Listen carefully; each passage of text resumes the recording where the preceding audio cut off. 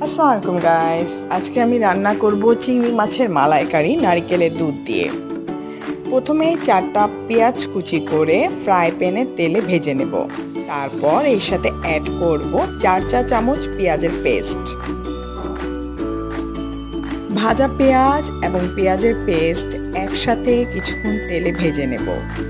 এর মধ্যে দিয়ে দিব 1 চামচ আদা বাটা, লবঙ্গ, দালচিনি এবং এর সাথে অ্যাড করব নারকেলের দুধ। নারকেলের দুধ দেওয়ার পরে ততক্ষণ পর্যন্ত নাড়তে হবে যতক্ষণ বাদামি না হয়ে যায়।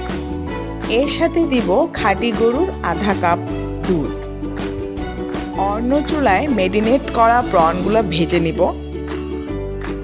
প্রনগুলো হালকা বাদামি রং হয়ে এলে তুলে নেব। ফ্রাই প্রনগুলো মালাইকারির মধ্যে ছেড়ে দেব।